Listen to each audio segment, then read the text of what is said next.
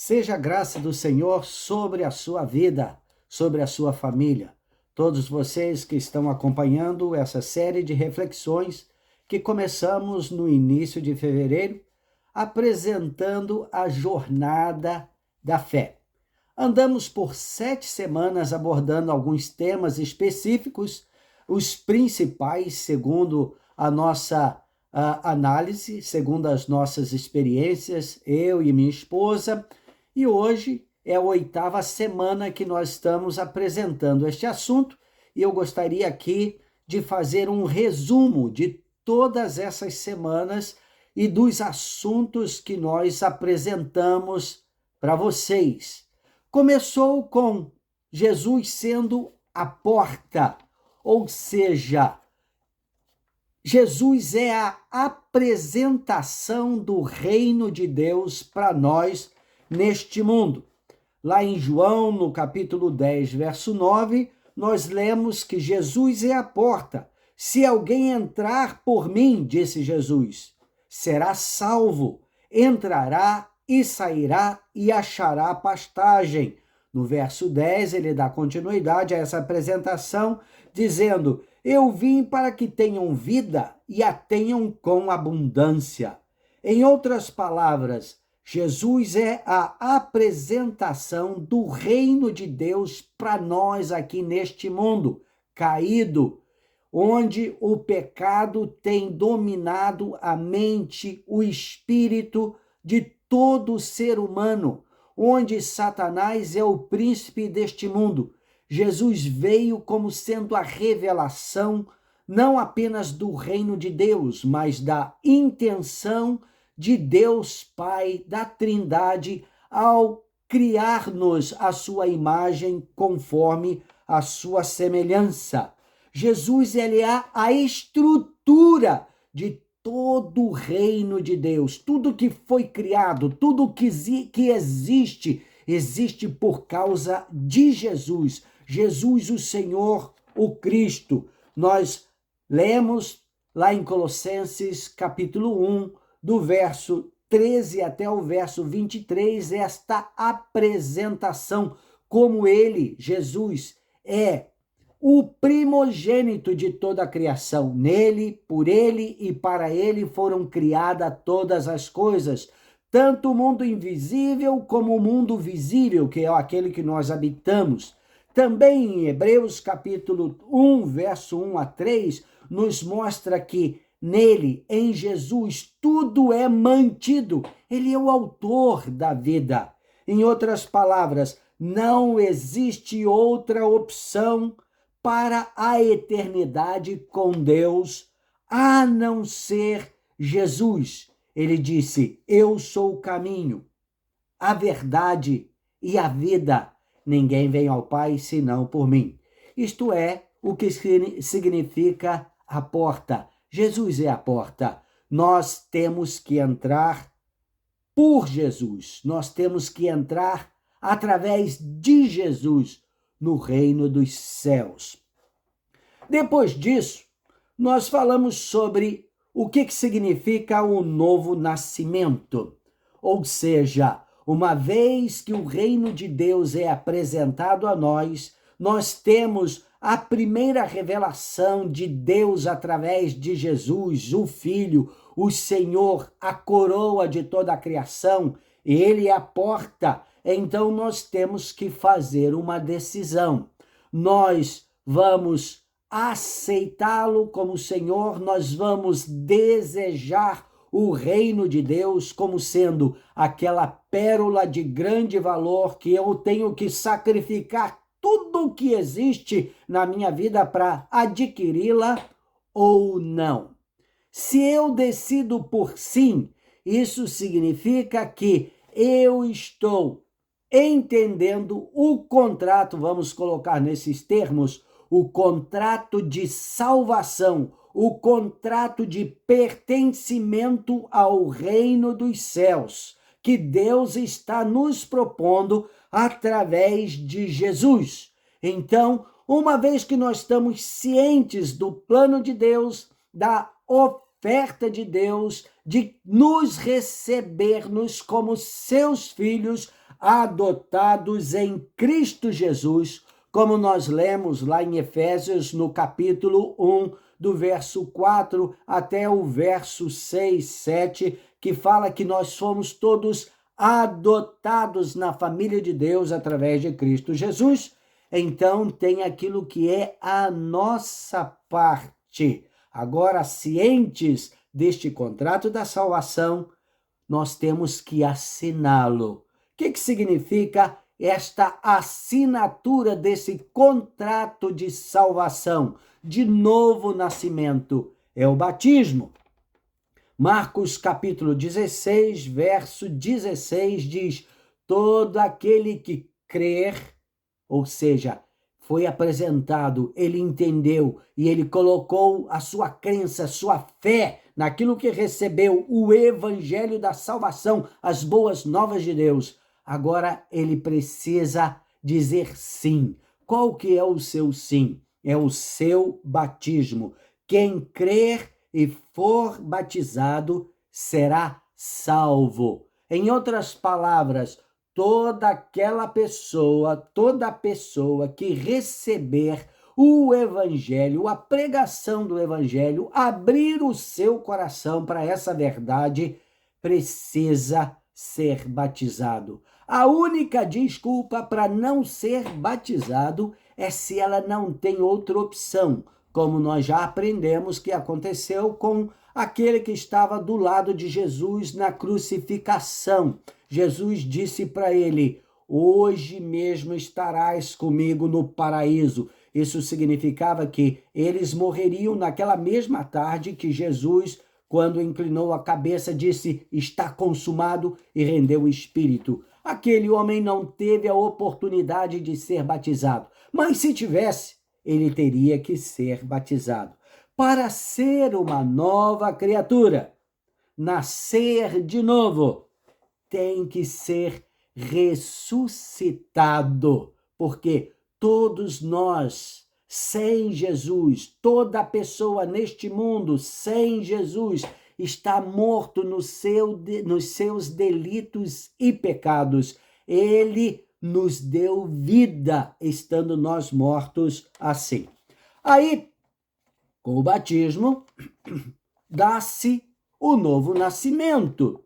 O novo nascimento é quando nós nos tornamos como um bebê. Isso foi apresentado também nessas reflexões. O novo nascimento, nascemos agora como novas criaturas, como bebês espirituais. Todo bebê precisa crescer, precisa ser alimentado, precisa ser cuidado, precisa ser limpo, precisa ser ensinado. E esse processo é gradativo, como nós vimos durante essas semanas. Isso acontece passo a passo e é o que gera este crescimento espiritual.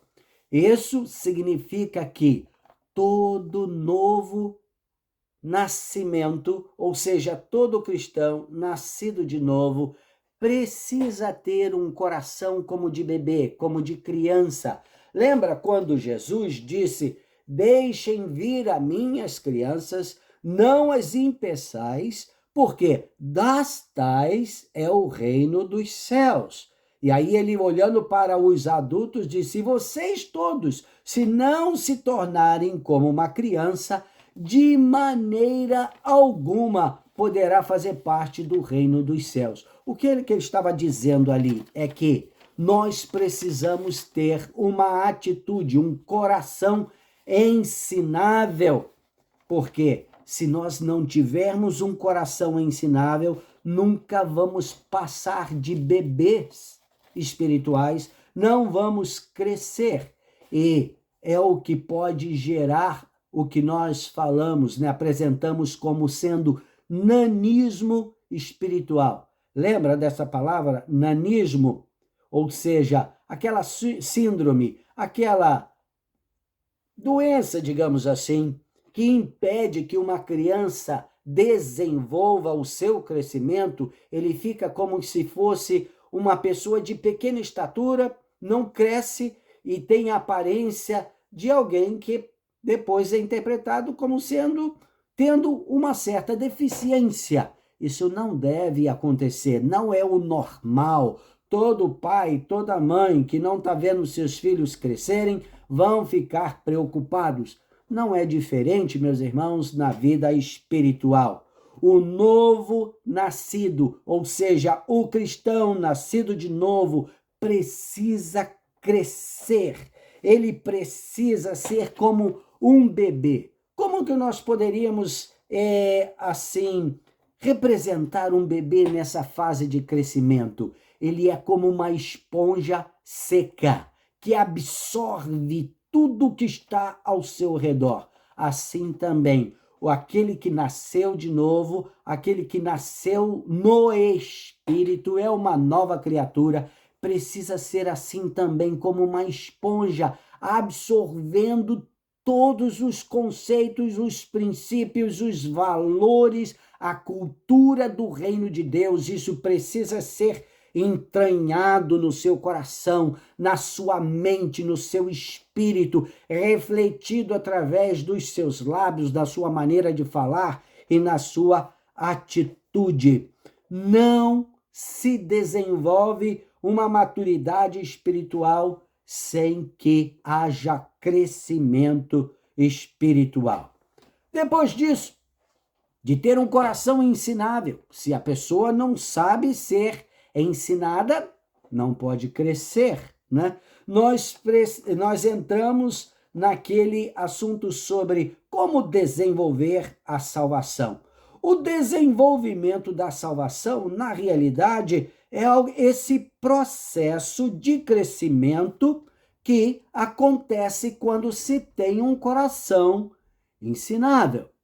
Então, é como o bebê, que agora já não é mais bebê, já está na primeira infância, depois passa para a segunda infância, depois passa para a terceira infância, depois entra na puberdade. Então, à medida que a criança vai crescendo, os seus pais não apenas continuam ensinando, mas eles começam a exigir fruto do seu crescimento, ou seja, maturidade que gera o quê? Responsabilidade na vida. O processo de crescimento vai exigir que nós também estejamos apresentando frutos que vão exatamente mostrar que nós estamos crescendo, que o nosso desenvolvimento espiritual é saudável. E aí Jesus chama a nossa atenção sobre isso lá em João capítulo 15. Eu sugiro que você confira aí na palavra, abrindo a sua Bíblia em João capítulo 15, que diz assim, deixa eu ler para vocês. Eu sou a videira verdadeira e meu pai é o agricultor. Todo ramo que estando em mim não der fruto, ele o corta. E todo que dá fruto, limpa, para que produza mais frutos ainda. Vós já estáis limpos pela palavra que vos tenho falado. Permanecei em mim, e eu permanecerei em vós. Como não pode o ramo produzir fruto de si mesmo, se não permanecer na videira, assim nem vós o podeis dar, se não permanecerdes em mim. Eu sou a videira, e vós os ramos. Quem permanece em mim e eu nele, esse dá muito fruto. Porque sem mim nada podeis fazer. Meus amados, esse crescimento espiritual, que deve gerar maturidade, experiência na nossa vida, vai exigir que nós expressemos os valores, ou seja, os frutos do reino de Deus através da nossa vida pessoal, através da nossa vida familiar e através da nossa vida de relacionamentos públicos, no nosso trabalho, no meio da nossa vizinhança, no meio dos relativos, ou seja, a família estendida, dos nossos amigos. Nós somos cidadãos do reino dos céus, já fomos comprados deste mundo. Este mundo já não é mais o nosso. Nós pertencemos ao reino dos céus. E isso significa que isso precisa ser visto através da nossa vida. Eu gostaria de chamar a nossa atenção, a sua atenção, para a palavra que está lá em 1 João, capítulo 3, e nós vamos ler dos versos 7 até o verso 10. Lembra que, ao referir-me a essa primeira carta de João, eu a denominei aqui nas nossas reflexões como carta de evidência de vida eterna. Ou seja, se alguém tem dúvida se é salvo ou não, se é nascido de novo ou não, se é realmente um cidadão do reino dos céus, a carta de 1 João tem muitas evidências que revelam onde é que está o nosso coração. E falando sobre dar frutos na vida, ou seja, como pessoa, como família e como uma vida pública, aqui nesse trecho, né? 1 João capítulo 3, 7 a 10, diz assim: Filhinhos, não vos deixeis enganar por ninguém. Aquele que pratica a justiça é justo, assim como ele, nesse caso aqui é Jesus, é justo. Aquele que pratica o pecado procede do diabo, porque o diabo vive pecando desde o princípio. Para isso se manifestou o Filho de Deus, para destruir as obras do diabo. Todo aquele que é nascido de Deus não vive na prática de pecado, pois o que permanece nele é a divina semente. Ora, esse não pode viver pecando porque é nascido de Deus. Nisto são manifestos os filhos de Deus e os filhos do diabo. Todo aquele que não pratica a justiça não procede de Deus, nem aquele que não ama a seu irmão. Praticar a justiça é andar de acordo com a palavra de Jesus. Lembra que nós também lemos João capítulo 14, verso 15, verso 21, verso 23, que, resumindo, Jesus diz: todo aquele que me ama, guarda a minha palavra. Todo aquele que me ama, guarda os meus mandamentos. Os mandamentos do Senhor Jesus é especificamente estabelecido em amor. Agora, nós sabemos, amor é uma apresentação de um coração que busca santidade. Não tem como uma pessoa ser santa sem praticar, sem viver de acordo com as leis do reino de Deus. E nós vemos isso de uma maneira resumida, apresentada nos 10 mandamentos. Quem ama não pode roubar. Quem ama não pode mentir. Quem ama não pode adulterar. Quem ama tem que cumprir a sua palavra. Quem ama tem um coração inclinado para Deus, de amá-lo sobre todas as coisas, de não estabelecer qualquer coisa como ídolo sobre a sua vida. Então, nós precisamos demonstrar, viver, apresentar esses frutos, que significa eu sou uma pessoa como um galho que foi enxertado na videira verdadeira. Então, através da videira verdadeira, flui através da minha vida a seiva, ou seja, a graça divina que me permite ser uma pessoa que vai produzir frutos na sua vida. Nós precisamos ser assim. Depois disso, ou seja, o desenvolvimento da salvação, foi apresentado sobre o corpo, ou seja, eu, você, todo aquele que nasceu de novo é enxertado no corpo, na família de Deus. Nós somos parte do corpo, cuja cabeça deste corpo é Jesus. Então, através da cabeça, todo o nosso corpo recebe ordem e ele recebe comando para mexer qualquer músculo, para exercer qualquer função. Vem daqui.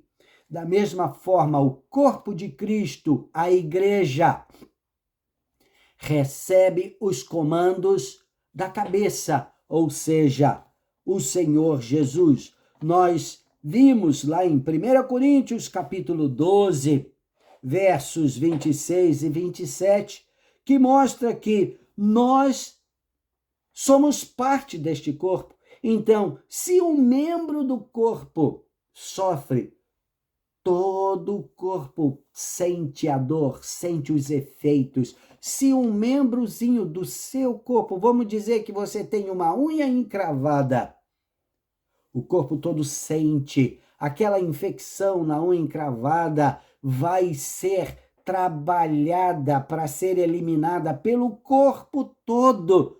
E isso significa que tudo no corpo faz parte daquele pedacinho, ou seja, aquele pedacinho está diretamente ligado ao corpo.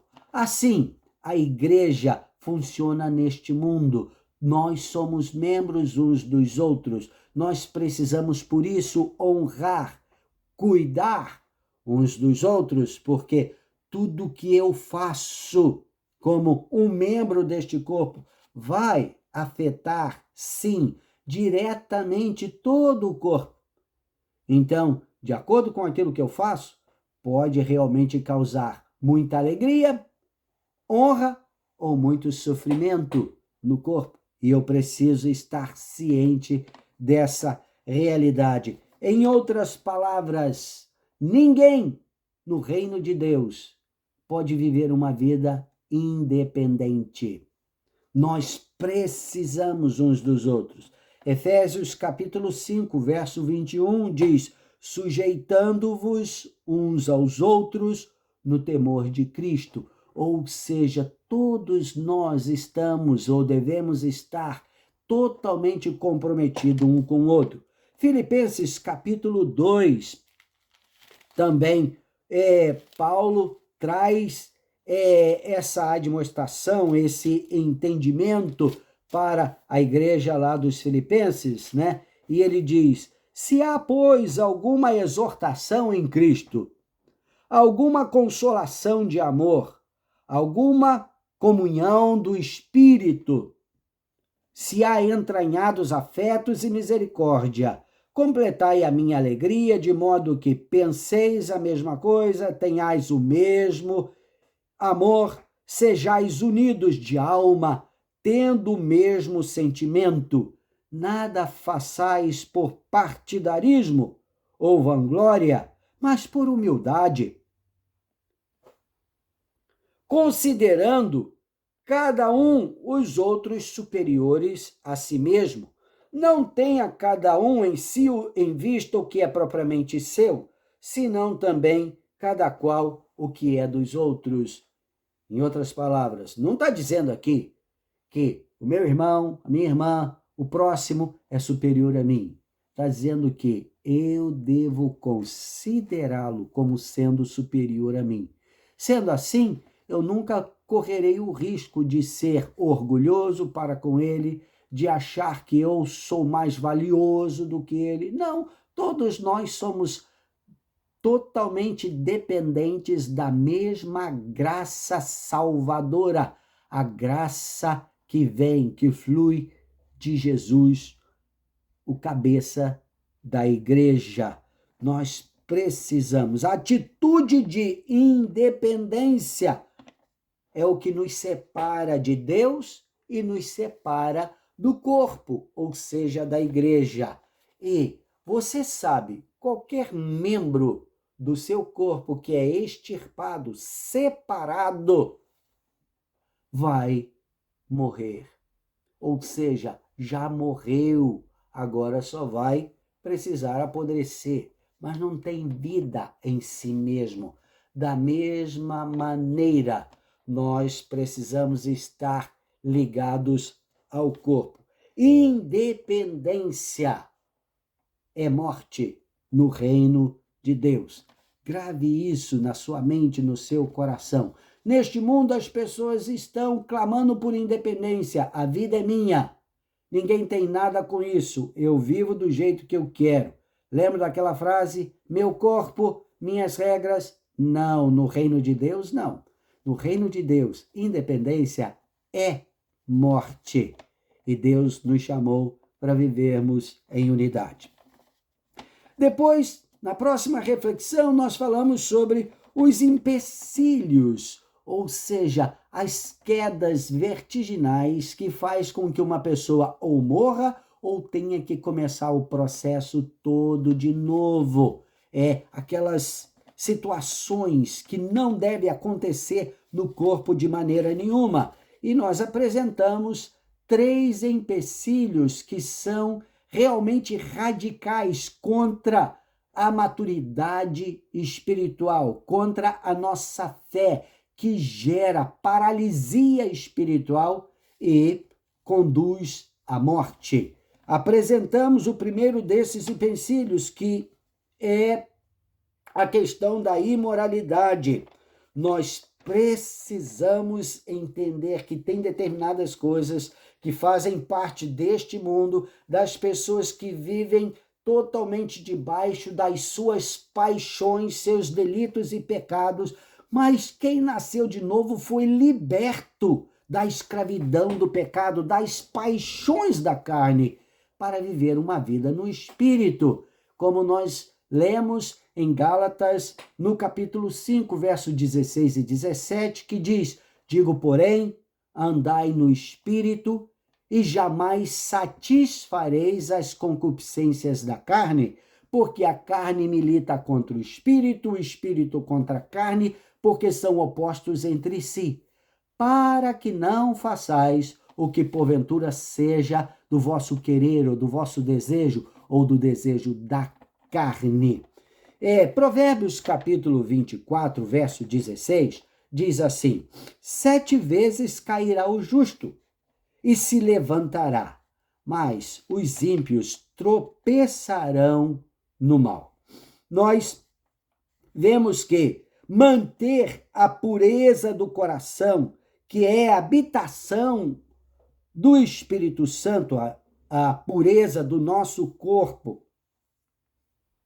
que é a habitação do Espírito Santo, é extremamente necessária. O nosso corpo não é para a impureza, como nós vimos lá em 1 Coríntios capítulo 6, versos 18 a 20, mas é para expressar a santidade de Deus. Romanos capítulo 12, ele diz que Paulo diz: rogo-vos que apresenteis o vosso corpo por sacrifício vivo, santo, agradável a Deus, que é o vosso culto racional. As paixões eram parte do velho homem, como nós vemos lá escrito em Efésios capítulo 2, verso de 1 a 3, que diz assim: ele vos deu vida, estando vós mortos nos vossos delitos e pecados,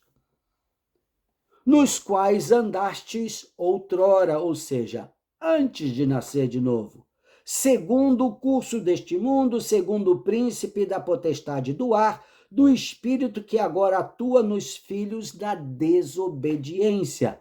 Nós não somos filhos da desobediência, lembra? Jesus disse: aquele que me ama, guarda, obedece, mantém a minha palavra, entre os quais todos nós andamos outrora, ou seja, no passado, segundo as inclinações da nossa carne, fazendo a vontade da carne e dos pensamentos, e éramos, por natureza, filhos da ira, como também todos aqueles que não são salvos. Mas foi disto que Deus, em Cristo, nos libertou. Então, o nosso corpo deve expressar um compromisso com a santidade de Deus. Então, lembra, nós não somos mais alvos da ira de Deus, pelo contrário, fomos redimidos e a ira caiu sobre Jesus, ele tomou todas as nossas paixões, levou sobre si. A imoralidade destrói. É só a gente ter uma ideia e pensar sobre a razão do dilúvio. Como também, depois do dilúvio, a destruição de Sodoma e Gomorra, dos povos cananitas e de tantas outras civilizações que cresceram, ergueram-se como potência até mundial. Lembra da Babilônia?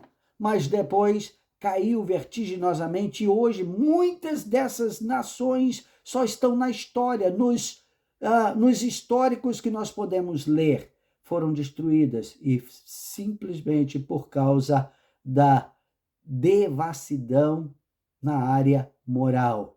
Imoralidade destrói a nossa vida, o nosso corpo. Então nós não podemos de jeito nenhum permitir isso.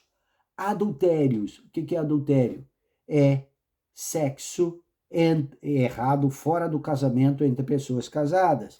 Fornicação, imoralidade, prática sexual entre pessoas que não são casadas. Pornografias. Nada disso, meus amados, pode fazer parte da vida de uma pessoa que é nascida de novo. Isso não deve acontecer. Isso é um empecilho que gera nanismo espiritual, paralisia espiritual e pode causar a morte. Também, depois disso, o outro empecilho que nós vimos foi a falta de perdão, ressentimento da vida. Um cristão não tem a opção de não perdoar e continuar sendo cristão, gozando da graça de Deus. Não, isso é impossível de acontecer. Nós temos que perdoar. E perdão, meus irmãos, é como aceitar Jesus, é uma escolha. Você tem que fazer essa decisão por Deus, por Jesus. Perdoar é a mesma coisa. Você precisa tomar a decisão de dizer: eu perdoo todo aquele que pecou contra mim, que causou injustiças a mim. Eu perdoo no nome de Jesus. E aí você tem na palma da mão aquilo que é, podemos dizer didaticamente, uma maneira de manter essa atitude de perdão. Primeiro, escolher perdoar. Você precisa tomar a decisão: eu perdoo fulano por ter feito isso e isso e isso contra mim. Segundo, depender da graça de Deus. Escolher perdoar e depender da graça de Deus para viver esse perdão. A graça de Deus, ela flui, ela não para. Se nós não fecharmos o nosso coração, ela estará fluindo. E é a graça de Deus que vai te habilitar para viver essa decisão. Terceiro, você precisa eliminar as barreiras contra aquela pessoa que você perdoou. Ela te feriu, te causou prejuízo, seja lá o que for, seja moral, física, financeiramente, não importa. Você vai eliminar a barreira. Assim como o Senhor te perdoa, assim você vai ter que perdoar. O quarto princípio aqui, nesse processo de escolher, depender da graça de Deus, é eliminar essas barreiras, ou seja, voltar a buscar ter comunhão com a pessoa quando é possível, né? Como diz a palavra, se possível, quando depender de você, tenha paz com todos. O quarto ponto é disciplinar a sua mente e não aceitar pensamentos negativos de acusação contra a pessoa a quem você perdoou. Você perdoou. Agora, quando Satanás lançar na sua cabeça uma lembrança negativa sobre a pessoa a quem você perdoou, você não aceita, você repreende Satanás, manda aquele pensamento embora e vai para o último passo aqui, que é orar abençoando a pessoa. Abençoe aquela pessoa com a sua vida, profetiza a bênção sobre a vida daquela pessoa. Eu vou te dizer, é impossível você manter um coração ressentido contra alguém a quem você está constantemente abençoando na presença de Deus. Isso vai te permitir vivenciar na prática e em vitória essa atitude de perdoar. A terceira pedra, né, de tropeço aqui, empecilho, é não falar da maneira correta. Nós somos chamados a falar com sabedoria e ter controle na nossa língua. Como Jesus disse, né? A boca fala do que está cheio o coração. Está lá em Mateus capítulo 12, verso 34. Então, quando nós não temos o controle sobre os nossos lábios, nós abrimos espaço para ira, para maledicência, e o poder da morte flui através dos nossos lábios. Isso não deve acontecer de forma nenhuma. Depois desses empecilhos, nós fomos apresentados de uma maneira mais direta. Foi a última reflexão que tivemos semana passada a respeito de Jesus como Senhor e Rei. O senhorio de Jesus Cristo é inquestionável na vida da igreja, na vida de um cristão. É a vontade dele que precisa ser feita e não a sua, não a nossa. É a palavra dele que precisa ser seguida e estabelecida como base sobre o nosso coração e não a nossa palavra. É por isso que nós nos referimos à Bíblia, a palavra de Deus, como regra de fé e de prática para a vida do cristão. É a palavra de Deus que precisa prevalecer. Venha o teu reino, nós oramos isso no Pai Nosso. Seja feita a tua vontade aqui na terra. Agora podemos dizer, seja feita a tua vontade na minha vida e através da minha vida. Quando nós entendemos o reino, sabemos que só nos resta andar em harmonia, debaixo do senhorio de Cristo sobre a nossa vida, que vai ser também Senhor sobre o nosso lar, sobre nossos negócios, sobre a maneira como nós vivemos. Isso vai ser refletido no nosso dia a dia. Mesmo que passemos, que enfrentemos perseguições, oposições do inimigo, maior é aquele que está em nós. E nossa oração deve ser: venha o teu reino, seja feita a tua vontade aqui na terra, assim como ela é feita nos céus. Maranata, venha, ora venha, Senhor Jesus. É o que nós devemos aguardar e santificando nossas vidas, vivendo em santidade, em santo procedimento, assim nós estaremos apressando a vinda do Senhor. E quando nós vivemos assim, o resultado é que, através de nossa vida, de nossos esforços, em todos os sentidos, nós estaremos pregando o Evangelho, anunciando o reino de Deus, até que ele venha e até que todos tenham uma oportunidade válida de harmonizar a sua vida com o Salvador. Meus amados, eu oro para que essas reflexões sejam bases sólidas na sua fé e que você possa aproveitar desde a primeira reflexão que nós tivemos, né, sobre a porta, a apresentação do Evangelho, depois o novo nascimento, depois o ter um coração ensinável, depois o desenvolvimento da salvação e ser corpo, igreja, eliminando os empecilhos, focalizando o senhorio de Cristo em tudo que somos, em tudo que fazemos, em tudo aquilo que sonhamos, até que o reino de Deus seja estabelecido totalmente, em todos os sentidos, aqui na terra. Aproveite essas reflexões, reparta com alguém, inspire alguém a conhecer a Jesus, a saber o processo. E eu sei que Através disso, você só vai aumentar a sua capacidade de produzir mais fruto ainda, como nós lemos lá em João 15. O Pai é o agricultor, todo ramo que estando ligado em Jesus, ele limpa para que produza mais fruto ainda. E esse deve ser o nosso procedimento, meu e seu, produzir frutos que glorifiquem o nome do Senhor Jesus. O Senhor te abençoe e te guarde. O Senhor faça resplandecer o seu rosto sobre ti e tenha misericórdia de ti. Sobre ti o Senhor levante o seu rosto com um sorriso nos lábios sobre a sua vida, te dando a paz. O Senhor te abençoe. Amém.